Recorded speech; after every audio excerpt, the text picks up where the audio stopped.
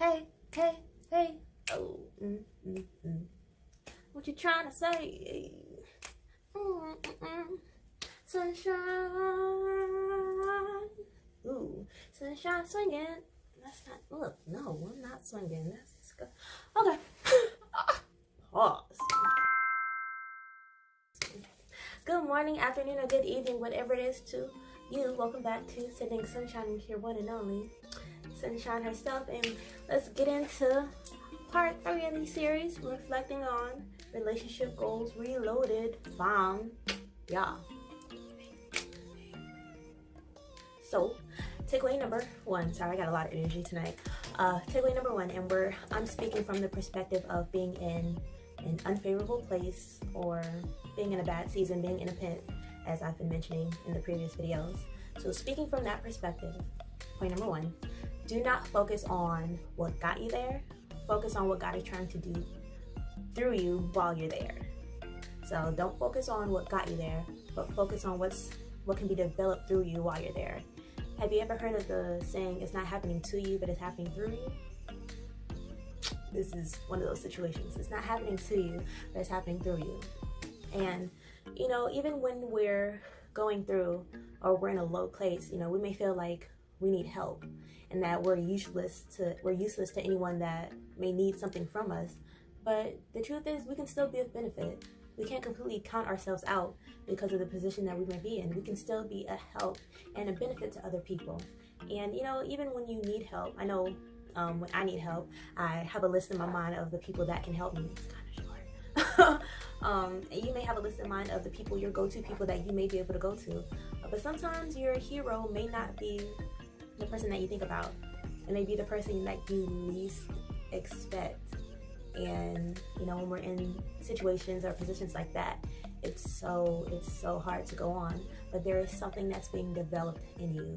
If you're able to switch that perspective, that it's not happening to you, but it's happening through you, switch that perspective, then making it through gets a little bit easier.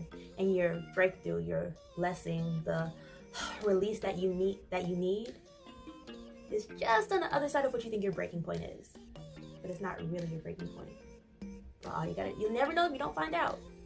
You keep opening the oven, the meal will never be fully cooked. No.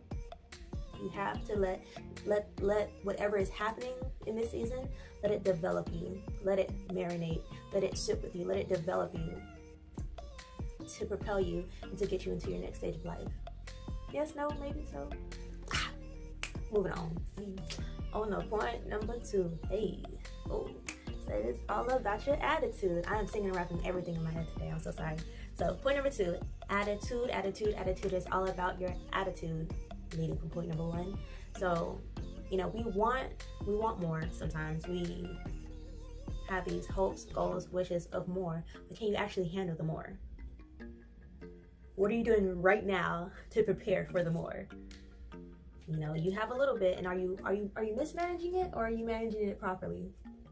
Because you don't want to hope, pray, and wish and finally get it, and it only lasts for a week, a few months. Don't even have the same at the end of the year. You want to make sure that you're laying the foundation now, before you have it, before you get it. Lay the foundation now so that when it comes, you can handle it. The responsibility of having more, the pressure, the weight of it. Because you don't want to get it and lose it. You want to get it and keep it. And with that, you have to be consistent. Because when it becomes too much and you can't handle it, no, you can't just quit. Because this is what you asked for.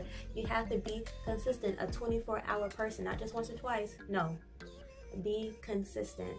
Start forming those habits now, so when it's finally in your hands, there's longevity to it. And we can't be frustrated with a lot of things that we don't see happening. Because there are a lot of things happening behind the woodworks that's working for us that we can't see. And you don't want to cut off your blessing before it even gets to you. Your blessing has been traveling down this road and you just not being consistent, not managing what you have now. Boom, done cut your blessing off before it even made it to your door.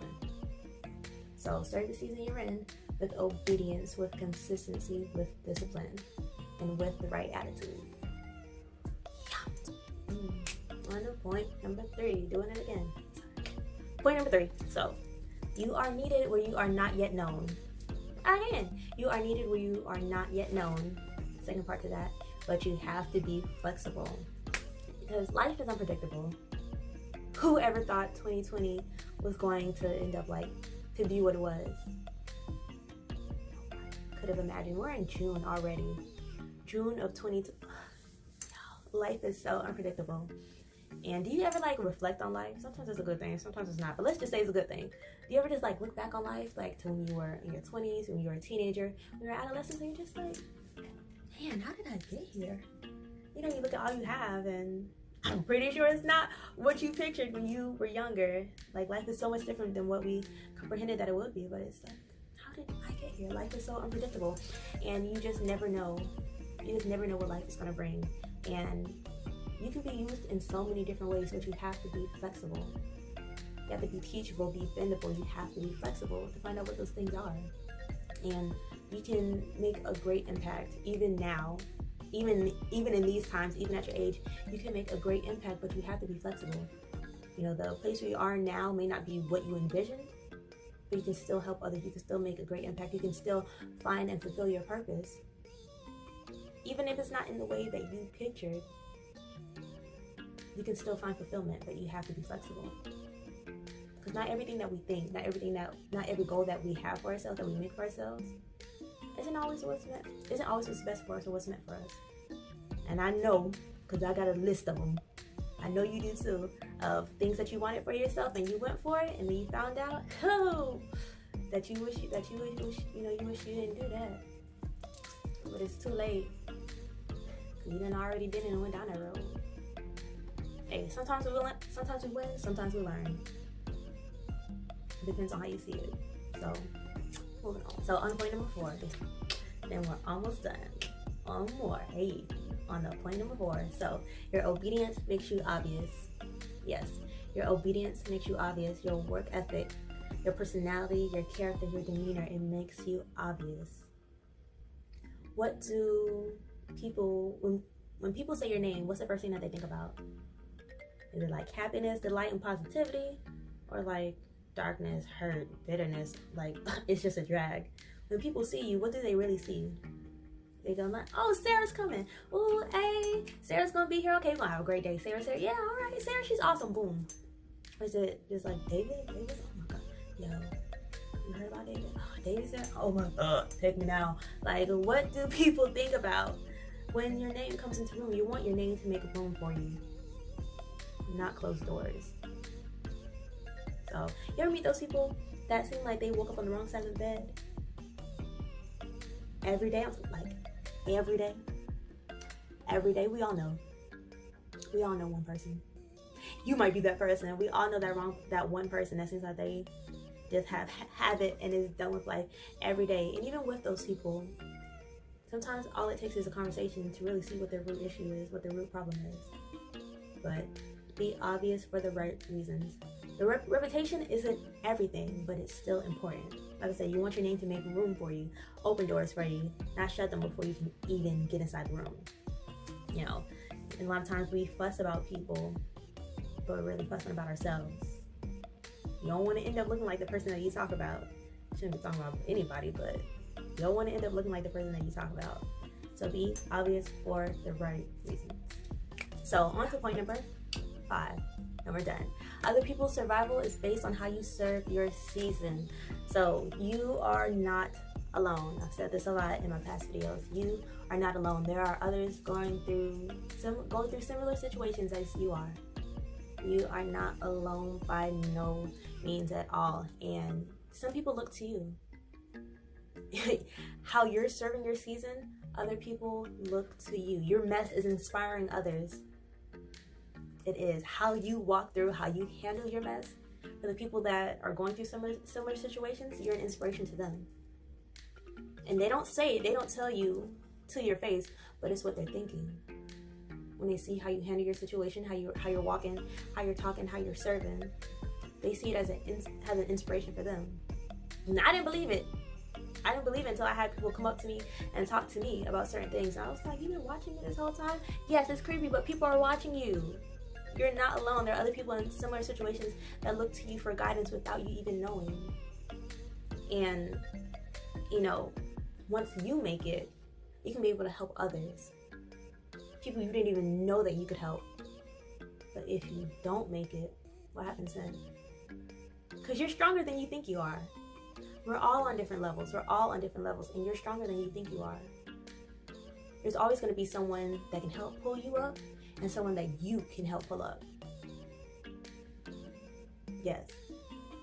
So, you know, if you don't make it, they can't make it. The impact that you have on others, you're unaware of. But it is definitely an impact, and an impact worth making. Because you usually don't find out or know until the end. But if you knew all the people that look to you, people that you know, people that you don't know. You ever like come across someone and they complete a complete stranger and they make your day? They give you that energy, that hope just to keep going just a little bit further to make it through the day? Yeah. This whole butterfly effect, yes, we are all connected, and you are making an impact on people that you don't even know that you're touching. So you have to serve the season. You have to go through it. You have to make an effort to win and to make it past that point. Because if you win, we win. When I win, you win. When we win, yo, it's a glorious day and occasion. So you have to keep going. You have to keep serving. You have to keep doing. Because your season, other people's survival are based off on how you serve your season. Yes. It's like that, y'all. It's like that, y'all. Like da-da-da-da-da-da-da. Got a lot of energy. About to take it somewhere with me. So until the next time, peace. Yes, I'm sorry. End the video. So those have been my top 5 reflections and takeaways from Pastor Michael Todd's Relationship Goals Reloaded series. This is part 2 of Rip Up Your List, part 3 of the series.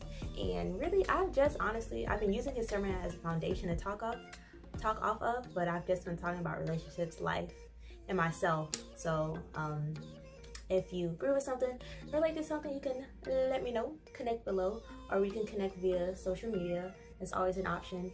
Like the video so I know you liked it, even if you didn't. If you'd like to see more of me, you can absolutely subscribe to see more of the past videos and what I have coming. Check out the playlist, or you can actually watch Pastor MT's video of the sermon so you can see what I've been going off of. But until next time, love, peace, and sunshine.